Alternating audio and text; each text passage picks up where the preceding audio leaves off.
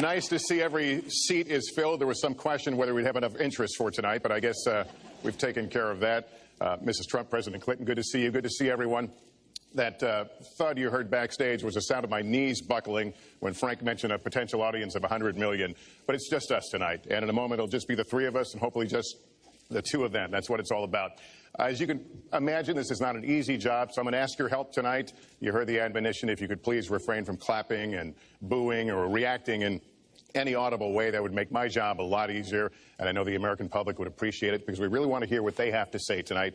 And I'm happy to be the one facilitating that conversation. So what's going to follow are some awkward moments of silence. I'm going to take my seat here in my office for the evening, and I'll give you a 1-minute warning when we're about to come up on the air. And then no fancy lights or musical opens. We just go to it. So thank you for being here. I hope you enjoy the debate.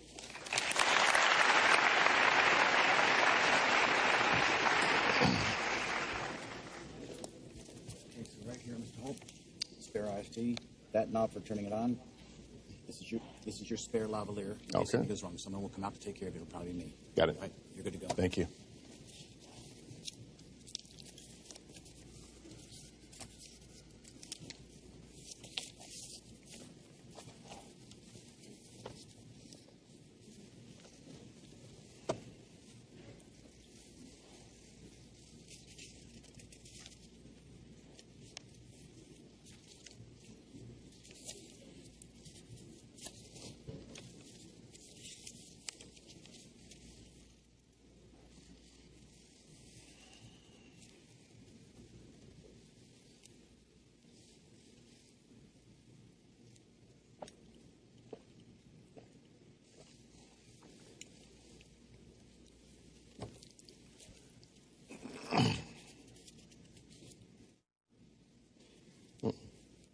Not hearing you.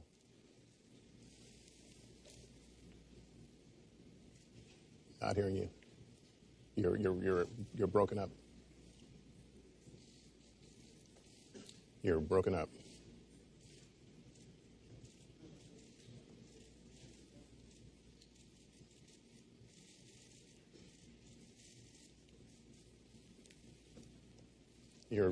Say it again. Repeat. Okay. Okay.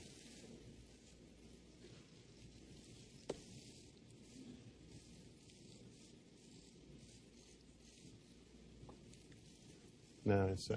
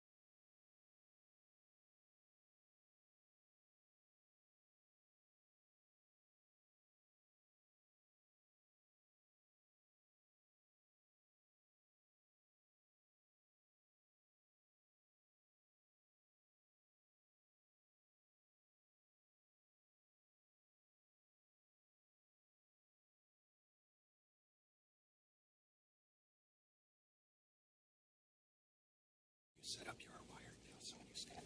Gotcha. Yeah, got you good. Thank you.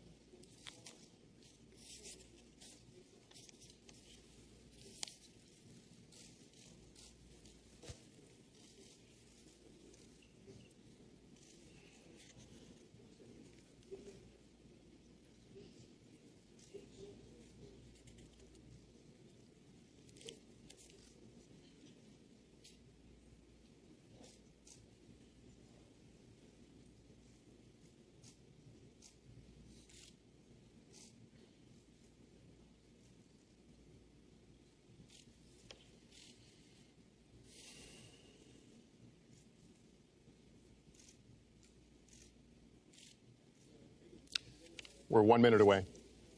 1 minute away.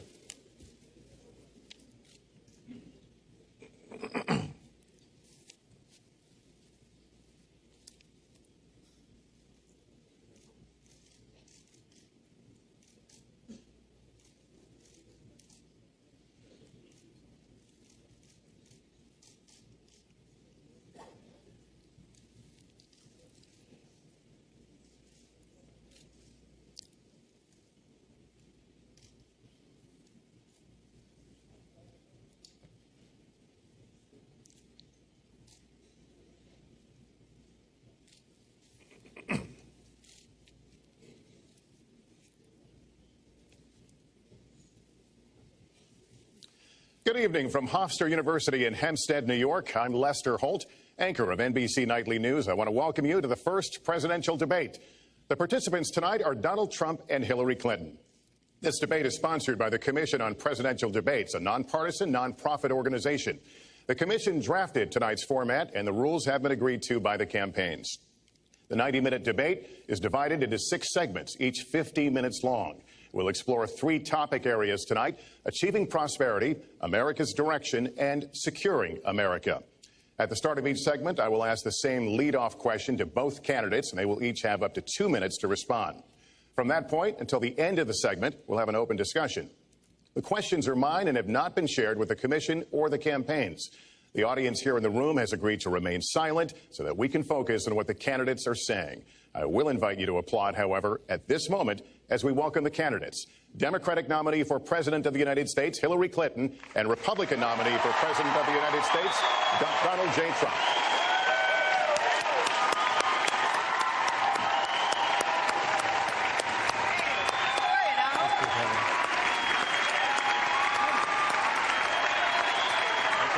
Good luck to you.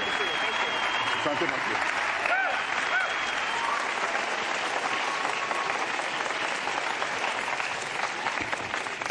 Well, I don't expect us to cover all the issues of this campaign tonight, but I remind everyone there are 2 more presidential debates scheduled.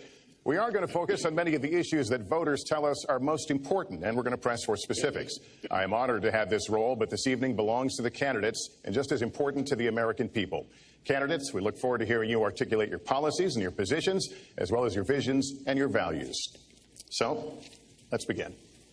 We're calling this opening segment Achieving Prosperity, and central to that is jobs. There are 2 economic realities in America today. There's been a record 6 straight years of job growth, and new census numbers show incomes have increased at a record rate after years of stagnation. However, income inequality remains significant, and nearly half of Americans are living paycheck to paycheck. Beginning with you, Secretary Clinton, why are you a better choice than your opponent to create the kinds of jobs that will put more money into the pockets of American workers? Well, thank you, Lester, and thanks to Hofstra for hosting us. The central question in this election is really what kind of country we want to be and what kind of future we'll build together. Today is my granddaughter's 2nd birthday, so I think about this a lot. First, we have to build an economy that works for everyone, not just those at the top. That means we need new jobs, good jobs, with rising incomes. I want us to invest in you. I want us to invest in your future. That means jobs in infrastructure, in advanced manufacturing, in innovation and technology, clean renewable energy, and small business, because most of the new jobs will come from small business. We also have to make the economy fairer. That starts with raising the national minimum wage and also guarantee, finally, equal pay for women's work. I also want to see more companies do profit sharing. If you help create the profits, you should be able to share in them, not just the executives at the top. And I want us to do more to support people who are struggling to balance family and work.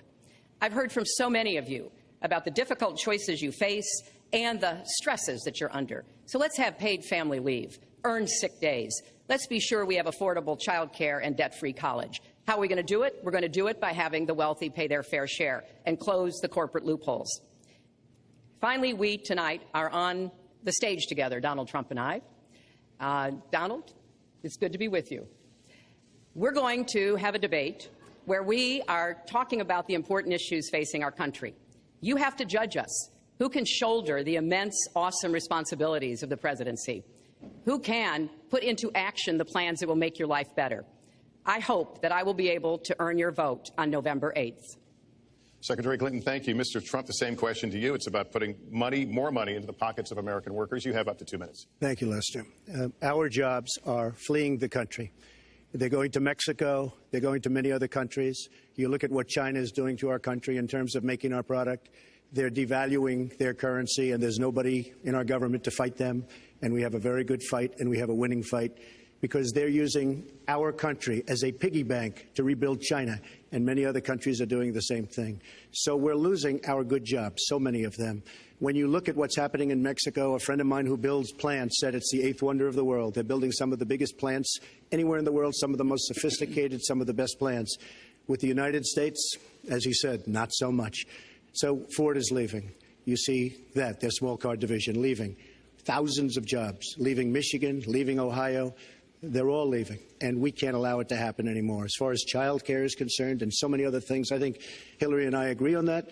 We probably disagree a little bit as to numbers and amounts and what we're going to do, but perhaps we'll be talking about that later. But we have to stop our jobs from being stolen from us. We have to stop our companies from leaving the United States, and with it, firing all of their people. All you have to do is take a look at Carrier Air Conditioning in Indianapolis. They fired 1,400 people. They're going to Mexico. So many, hundreds and hundreds of companies are doing this. We cannot let it happen. Under my plan, I'll be reducing taxes tremendously, from 35% to 15% for companies, small and big businesses. That's going to be a job creator like we haven't seen since Ronald Reagan. It's going to be a beautiful thing to watch. Companies will come, they will build, they will expand, new companies will start, and I look very, very much forward to doing it. We have to renegotiate our trade deals, and we have to stop these countries from stealing our companies and our jobs. Secretary Clinton, would you like to respond? Well, I think that trade is an important issue. Of course, we are 5% of the world's population. We have to trade with the other 95%. And we need to have smart, fair trade deals. We also, though, need to have a tax system that rewards work and not just financial transactions. And the kind of plan that Donald has put forth would be trickle-down economics all over again. In fact, it would be the most extreme version, the biggest tax cuts for the top percent of the people in this country than we've ever had. I call it trumped up trickle down, because that's exactly what it would be. That is not how we grow the economy. We just have a different view about what's best for growing the economy, how we make investments that will actually produce jobs and rising incomes. I think we come at it from somewhat different perspectives. I understand that. You know, Donald was very fortunate in his life, and that's all to his benefit. He started his business with $14 million borrowed from his father, and he really believes that the more you help wealthy people, the better off we'll be, and that everything will work out from there. I don't buy that. I have a different experience. My father was a small businessman. He worked really hard. He printed drapery fabrics on long tables where he pulled out those fabrics and he went down with a silk screen and dumped the paint in and took the squeegee and kept going.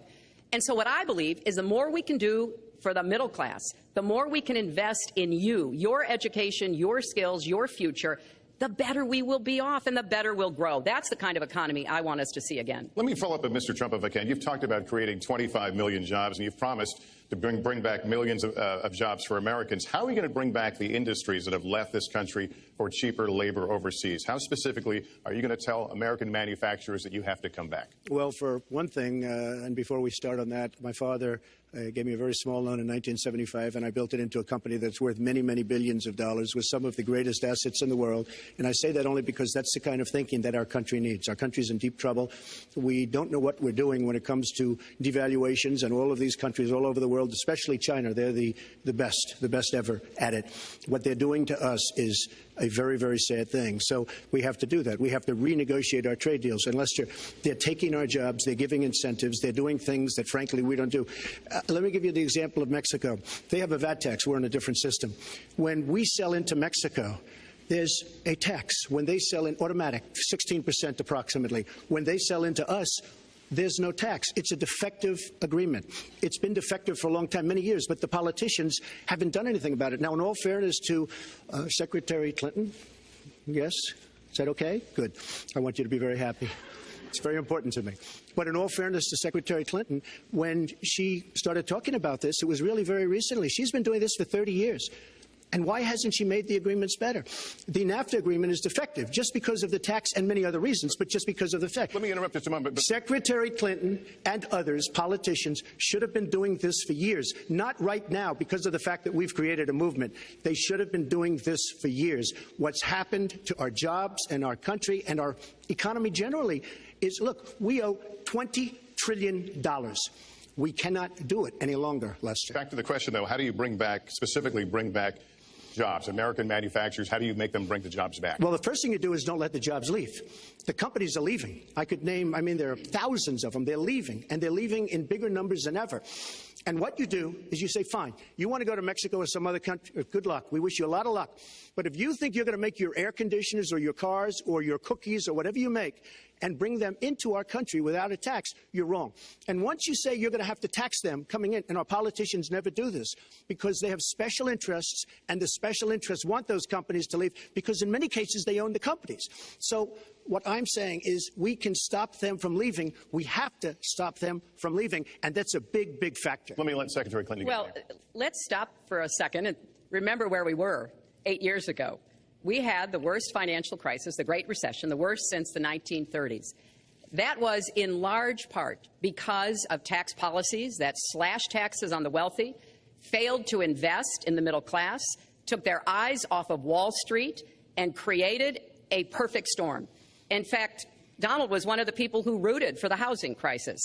He said back in 2006, gee, I hope it does collapse because then I can go in and buy some and make some money. Well, it did collapse. That's called business, by the way. 9 million people lost their jobs, 5 million people lost their homes, and $13 trillion in family wealth was wiped out.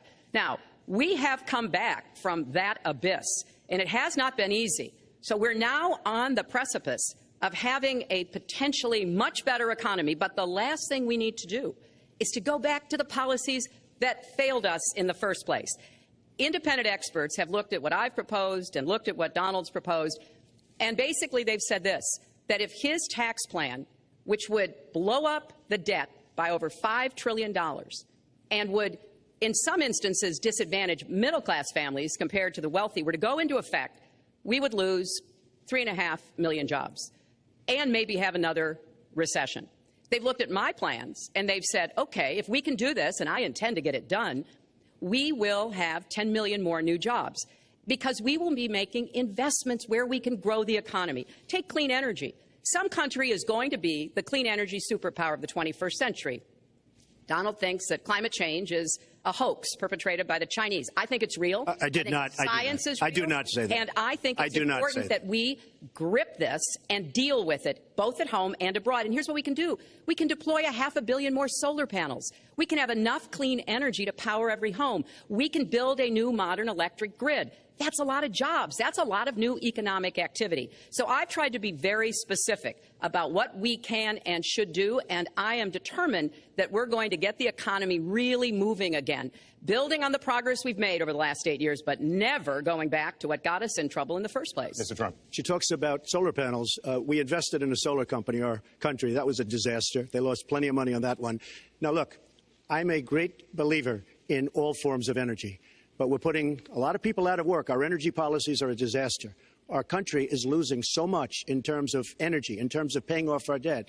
You can't do what you're looking to do with $20 trillion in debt. The Obama administration, from the time they've come in, is over 230 years worth of debt, and he's topped it. He's doubled it in a course of almost 8 years, 7.5 years to be semi-exact. So I will tell you this. We have to do a much better job at keeping our jobs, and we have to do a much better job at giving companies incentive to build new companies or to expand because they're not doing it. And all you have to do is look at Michigan and look at Ohio and look at all of these places where so many of their jobs and their companies are just leaving. They're gone. And Hillary, I just ask you this. You've been doing this for 30 years. Why are you just thinking about these solutions right now? For 30 years you've been doing it, and now you're just starting to think of solutions. Well, actually, I will bring back jobs. You can't bring back jobs. Well, actually, I have thought about this quite a bit. Yeah, for 30 years. I have, well, not quite that long. I think my husband did a pretty good job in the 1990s. I think a lot about what worked and how we can make it work again. Well, he approved 23 million NAFTA. new jobs, He approved a balanced NAFTA, budget, which is the single and worst trade deal ever approved in this country. Incomes went up for everybody. Manufacturing jobs went up also in the 1990s, if we're actually going to look at the facts. When I was in the Senate, I had a number of trade deals that came before me, and I held them all to the same test. Will they create jobs in America? Will they raise incomes in America? And are they good for our national security? Some of them I voted for. The biggest one, a multinational one known as CAFTA, I voted against. And because I hold the same standards as I look at all of these trade deals. But let's not assume that trade is the only challenge we have in the economy. I think it is a part of it, and I've said what I'm going to do. I'm going to have a special prosecutor.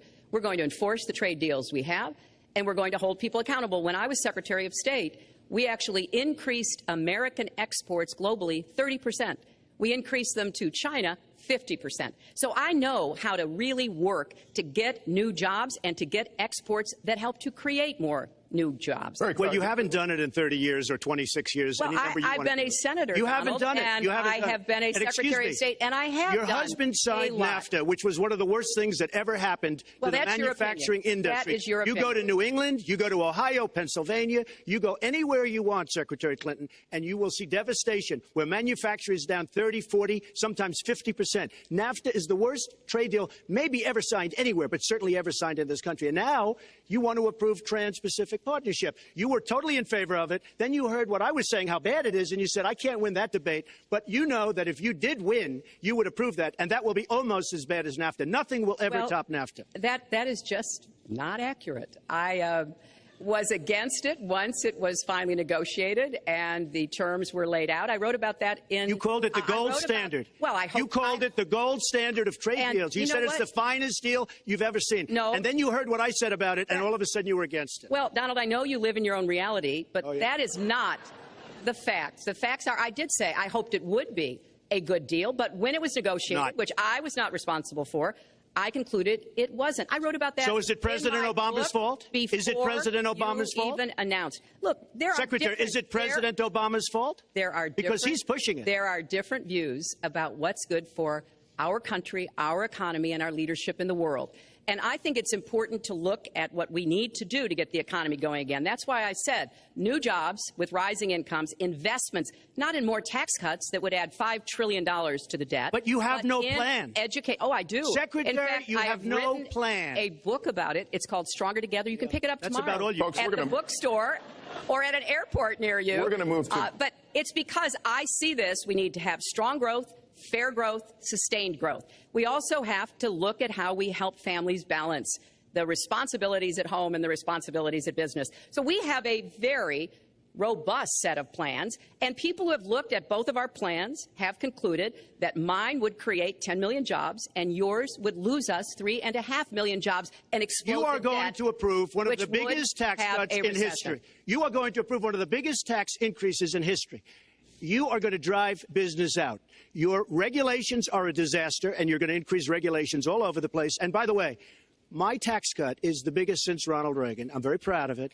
It will create tremendous numbers of new jobs. But regulations, you are going to regulate these businesses out of existence. When I go around, Lester, I tell you this, I've been all over.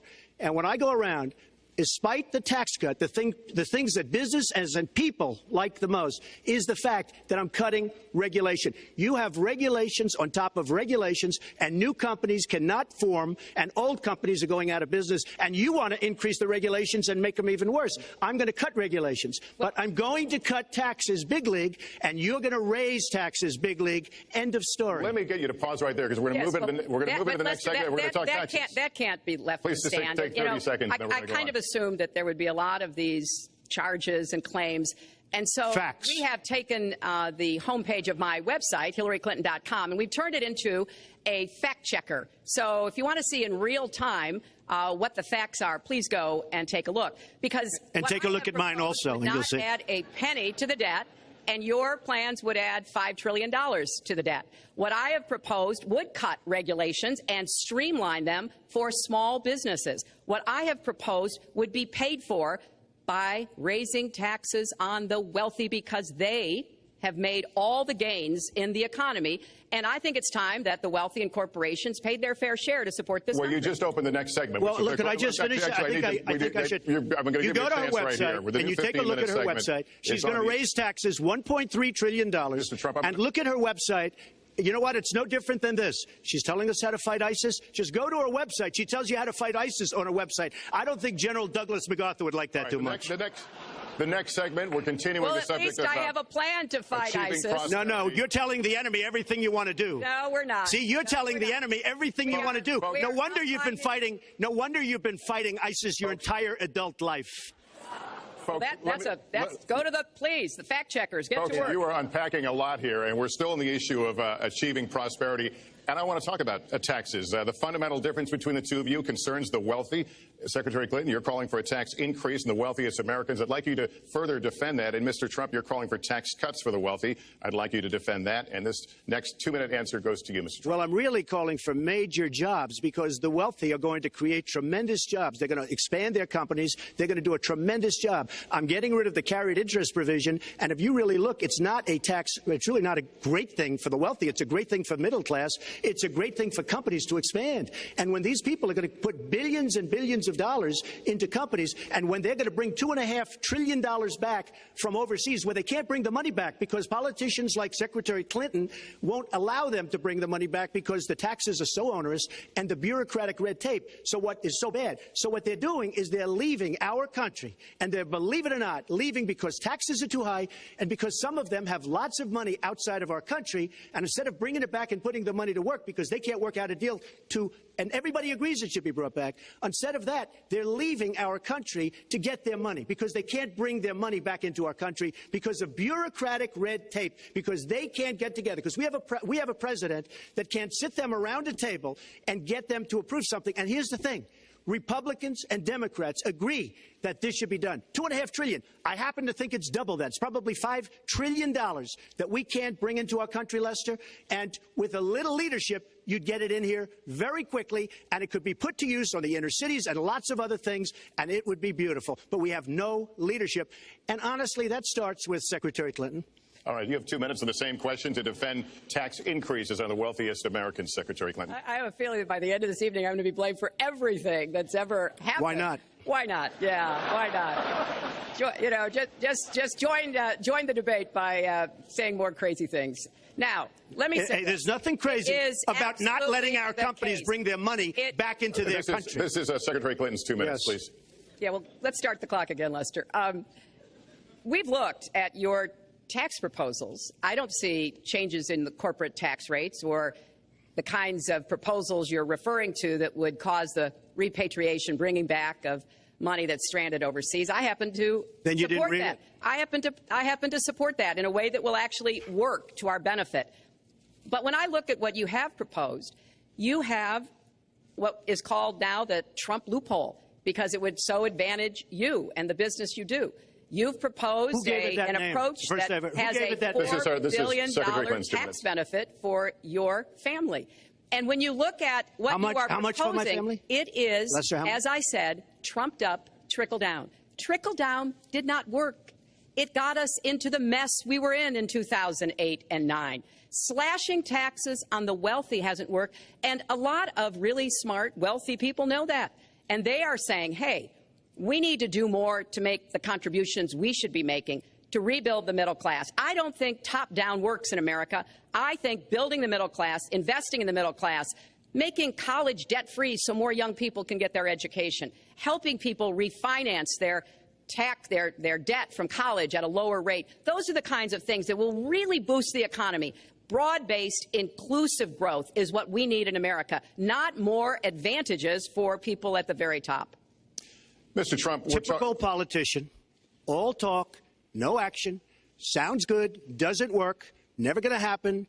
Our country is suffering because people like Secretary Clinton have made such bad decisions in terms of our jobs and in terms of what's going on. Now, look, we have the worst revival of an economy since the Great Depression.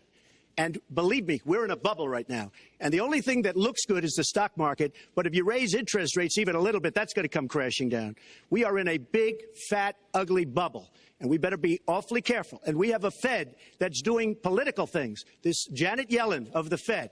The Fed is doing political by keeping the interest rates at this level. And believe me, the day Obama goes off and he leaves and he goes out to the golf course for the rest of his life to play golf, when they raise interest rates, you're going to see some very bad things happen because the Fed is not doing their job. The Fed is being more political than Secretary Clinton. Mr. Trump, we're talking about the burden that Americans have to pay, yet you have not released your tax returns. And the reason nominees have released their returns for decades is that voters will know if their potential president owes money to, who he owes it to, and any business conflicts. Don't Americans have a right to know if there are any conflicts of interest? I don't mind releasing. I'm under a routine audit, and it'll be released. And as soon as the audit's finished, it'll be released. But you will learn more about Donald Trump by going down to the federal elections, where I filed a 104-page, essentially financial statement of sorts, the forms that they have. It shows income. In fact, the income, I just looked today, the income is filed at $694 million for this past year. $694 million. If you would have told me I was going to make that 15 or 20 years ago, I would have been very surprised. But that's the kind of thinking that our country needs. When we have a country that's doing so badly, that's being ripped off by every single country in the world, it's the kind of thinking that our country needs because everybody, Lester, we have a trade deficit with all of the countries that we do business with of almost $800 billion a year. You know what that is? That means who's negotiating these trade deals? We have people that are political hacks negotiating our trade deals. The IRS says an audit of your taxes, you're perfectly free to release your taxes during an audit. And so the question, does the public's right to know outweigh your personal? Well, I told you, I will release them as soon as the audit. Look, I've been under audit almost for 15 years. I know a lot of wealthy people that have never been audited. I said, you get audited? I get audited almost every year. And in a way, I should be complaining. I'm not even complaining. I don't mind it. It's almost become a way of life. I get audited by the IRS, but other people don't. I will say this. We have a situation in this country that has to be taken care of. I will release my tax returns against my lawyer's wishes when she releases her 33,000 emails that have been deleted. As soon as she releases them, I will release my tax returns. And that's against my lawyers. They say, don't do it. I will tell you this. No, in fact, watching shows, reading the papers, almost every lawyer says, you don't release your returns until the audit's complete. When the audit's complete, I'll do it. But I would go against them if she releases her email. So it's negotiable? It's not negotiable. No, let her release the email. Why did she delete 33,000? Well, I'll let her ask that, but let me just admonish the audience one more time. There was an agreement. We did ask you to be silent, so it would be helpful for us. Secretary Clinton. Well, I think you've just seen another example of bait and switch here. For 40 years, everyone running for president has released their tax returns. You can go and see nearly, I think, 39, 40 years of our tax returns, but everyone has done it. We know the IRS has made clear there is no prohibition on releasing it when you're under audit. So you've got to ask yourself, why won't he release his tax returns? And I think there may be a couple of reasons. First, maybe he's not as rich as he says he is. Second, maybe he's not as charitable as he claims to be.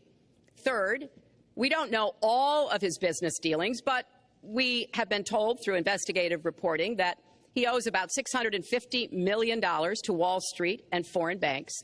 Or maybe he doesn't want the American people, all of you watching tonight, to know that he's paid nothing in federal taxes, because the only years that anybody's ever seen were a couple of years when he had to turn them over to state authorities when he was trying to get a casino license, and they showed he didn't pay any federal income tax. So if he's paid zero, that means zero for troops, zero for vets, zero for schools or health. And I think probably he's not all that enthusiastic about having the rest of our country see what the real reasons are, because it must be something really important, even terrible, that he's trying to hide.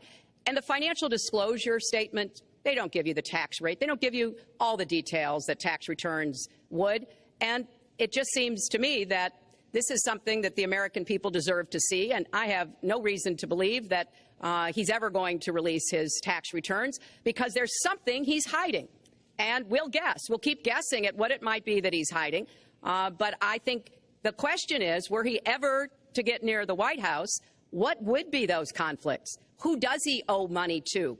Well, He owes you the answers to that, and he should provide them. He also raised the issue of your emails. Do you want to respond to that? I do. You know, I made a mistake using a private email. That's for sure. And if I had to do it over again, I would obviously do it differently.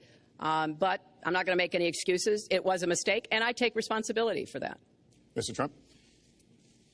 That was more than a mistake. That was done purposely. Okay, that was not a mistake. That was done purposely. When you have your staff taking the Fifth Amendment, taking the Fifth, so they're not prosecuted. When you have the man that set up the illegal server taking the Fifth, I think it's disgraceful. And believe me, this country thinks it's disgraceful. It really thinks it's disgraceful also. As far as my tax returns, you don't learn that much from tax returns, that I can tell you. You learn a lot from financial disclosure. And you should go down and take a look at that. The other thing, I'm extremely underleveraged. The report that said 650, which, by the way, a lot of friends of mine that know my business said, boy, that's really not a lot of money. It's not a lot of money relative to what I had. The buildings that were in question, they said in the same report, which was actually it wasn't even a bad story, to be honest with you, but the buildings are worth $3.9 billion. And the 650 isn't even on that. But it's not 650. It's much less than that. But I could give you a list of banks. I would, if that would help you, I would give you a list of banks. These are very fine institutions, very fine banks. I could do that very quickly. I am very underleveraged. I have a great company. I have a tremendous income. And the reason I say that is not in a braggadocious way. It's because it's about time that this country had somebody running it that has an idea about money. When we have $20 trillion in debt and our country's a mess, you know, it's one thing to have $20 trillion in debt and our roads are good and our bridges are good and everything's in great shape. Our airports are like from a third world country. You land at LaGuardia, you land at Kennedy, you land at LAX, you land at Newark, and you come in from Dubai and Qatar and you see these incredible, you come in from China, you see these incredible airports, and you land, we become a third world country. So the worst of all things has happened. We owe $20 trillion. And we're a mess. We haven't even started. And we've spent $6 trillion in the Middle East, according to a report that I just saw, whether it's 6 or 5, but it looks like it's $6 trillion in the Middle East. We could have rebuilt our country twice. And it's really a shame. And it's politicians like Secretary Clinton that have caused this problem. Our country has tremendous problems. We're a debtor nation. We're a serious debtor nation. And we have a country that needs new roads, new tunnels, new bridges, new airports, new schools, new hospitals. And we don't have the money because it's been squandered on so many of your ideas. Let you and respond, maybe and we'll move to our because next. you haven't paid any federal income tax for a lot of years. And the other thing I think is important. It would be squandered too, believe me. If your main claim to be president of the United States is your business, then I think we should talk about that. You know, your campaign manager said that you built a lot of businesses on the backs of little guys. And indeed, I have met a lot of the people who were stiffed by you and your businesses, Donald. I've met dishwashers, painters, architects, glass installers, marble installers, drapery installers, like my dad was, who you refused to pay when they finished the work that you asked them to do. We have an architect in the audience who designed one of your clubhouses at one of your golf courses. It's a beautiful facility. It immediately was put to use. And you wouldn't pay what the man needed to be paid, what he was charging you. Maybe he didn't do a good job, and I was unsatisfied with his work, which our country should do too. Do the thousands of people that you have stiffed over the course of your business not deserve some kind of apology from someone who has taken their labor, taken the goods that they produced, and then refused to pay them? I can only say that I'm certainly relieved that my late father never did business with you. He provided a good middle-class life for us, but the people he worked for, he expected the bargain to be kept on both sides. And when we talk about your business, you've taken business bankruptcy 6 times. There are a lot of great business people that have never taken bankruptcy once. You call yourself the king of debt. You talk about leverage. You even at one time suggested that you would try to negotiate down the national debt of the United States.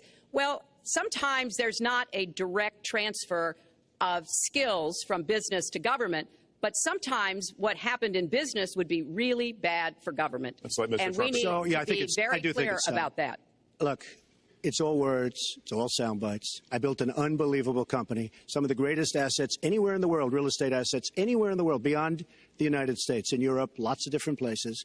It's an unbelievable company. But on occasion, 4 times, we used certain laws that are there.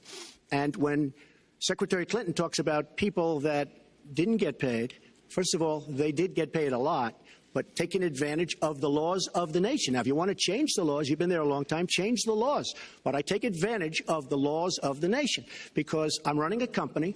My obligation right now is to do well for myself, my family, my employees, for my companies.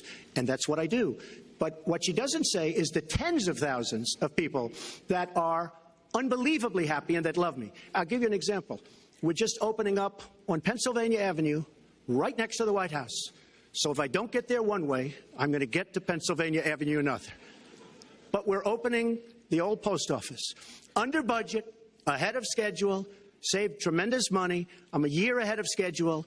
And that's what this country should be doing. We build roads and they cost 2 and 3 and 4 times what they're supposed to cost. We buy products for our military and they come in at costs that are so far above what they were supposed to be because we don't have people that know what they're doing. When we look at the budget is bad to a large extent because we have people that have no idea as to what to do and how to buy. The Trump International is way under budget and way ahead of schedule, and we should be able to do that for our country. We're well behind schedule, so I want to move to our next segment. We move into our next segment talking about America's direction, and let's start by talking about race. The share of Americans who say race relations are bad in this country is the highest it's been in decades, much of it amplified by shootings of African Americans by police, as we've seen recently in Charlotte and Tulsa. Race has been a big issue in this campaign, and one of you is going to have to bridge a very wide and bitter gap. So how do you heal the divide? Secretary Clinton, you get 2 minutes on this. Well, you're right. Race remains a significant challenge in our country. Unfortunately, race still determines too much, often determines where people live, determines what kind of education in their public schools they can get, and yes, it determines how they're treated in the criminal justice system. We've just seen those 2 tragic examples in both Tulsa and Charlotte.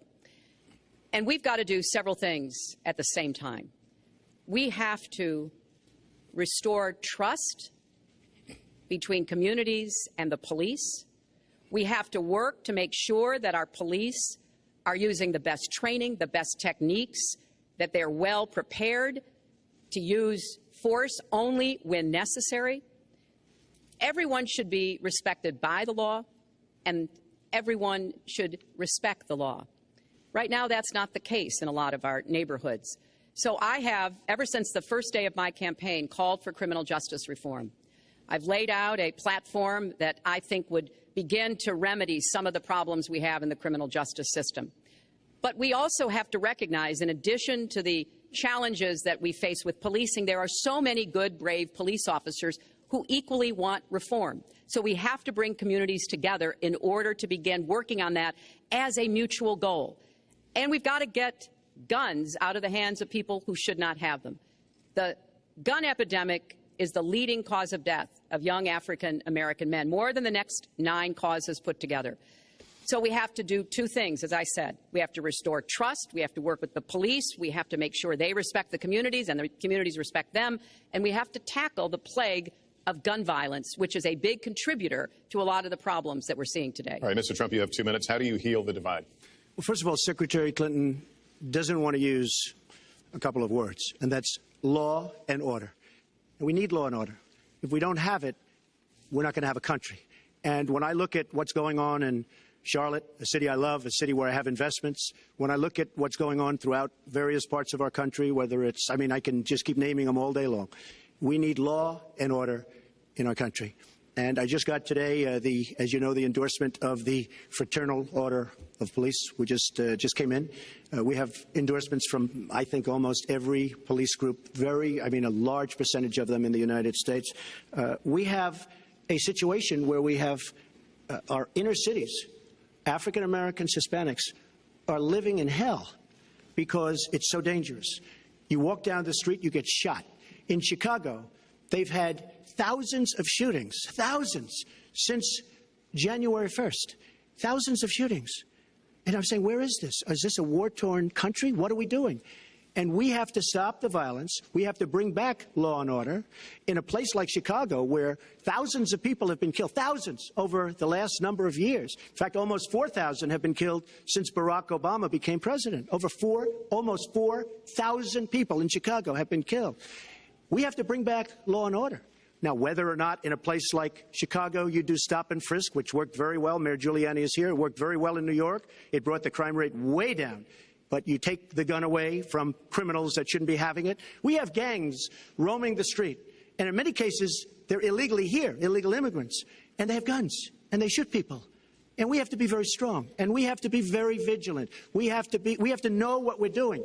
Right now, our police, in many cases, are afraid to do anything. We have to protect our inner cities because African-American communities are being decimated by crime. Your 2 minutes expired, but I do want to follow up. Stop and frisk was ruled unconstitutional in New York because it largely singled out black and Hispanic young men. No, you're wrong. It went before a judge who was a very against police judge. It was taken away from her, and our new mayor refused to go forward with the case. They would have wanted an appeal. If you look at it throughout the country, there are many places where the argument is that it's a form of racial profiling. No, the argument is that we have to take the guns away from these people that have them and that are bad people that shouldn't have them. These are felons. These are people that are bad people that shouldn't be.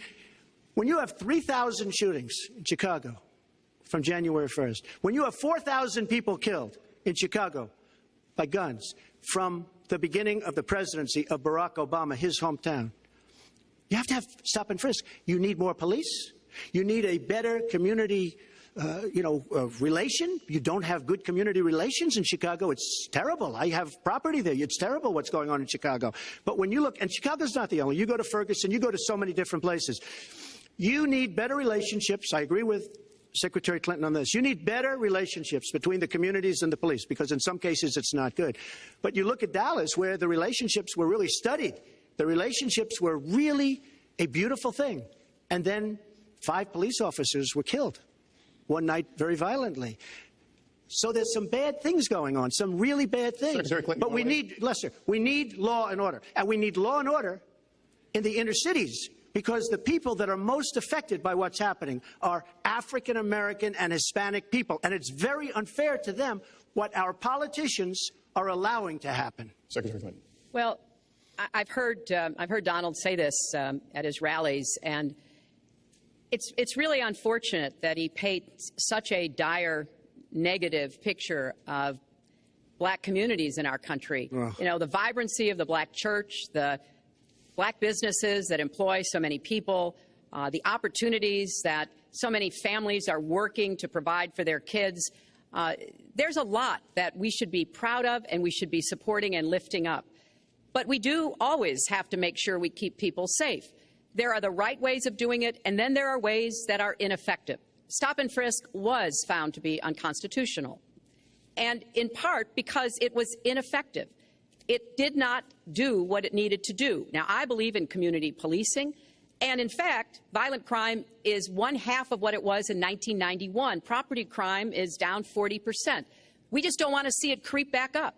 We've had 25 years of very good cooperation, but there were some problems, some unintended consequences. Too many young African-American and Latino men ended up in jail for nonviolent offenses, and it's just a fact that if you're a young African-American man and you do the same thing as a young white man, you are more likely to be arrested, charged, convicted, and incarcerated. So we've got to address the systemic racism in our criminal justice system. We cannot just say law and order. We have to say we have to come forward with a plan that is going to divert people from the criminal justice system, deal with mandatory minimum sentences, which have put too many people away for too long for doing too little. We need to have more second chance programs. I'm glad that we're ending private prisons in the federal system. I want to see them ended in the state system. You shouldn't have a profit motivation to fill prison cells with young Americans. So there are some positive ways we can work on this. And I believe strongly that common sense gun safety measures would assist us right now. And this is something Donald has supported along with the gun lobby. Right now, we've got too many military-style weapons on the streets. In a lot of places, Our police are outgunned. We need comprehensive background checks, and we need to keep guns out of the hands of those who will do harm, and we finally need to pass a prohibition on anyone who's on the terrorist watch list from being able to buy a gun in our country. If you're too dangerous to fly, you are too dangerous to buy a gun. So there are things we can do, and we ought to do it in a bipartisan way. Secretary Clinton, last week you said we've got to do everything possible to improve policing, to go right at implicit bias. Do you believe that police are implicitly biased against black people? Lester, I think implicit bias is a problem for everyone, not just police.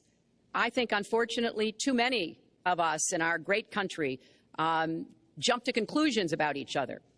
And therefore, I think we need all of us to be asking hard questions about, why am I feeling this way?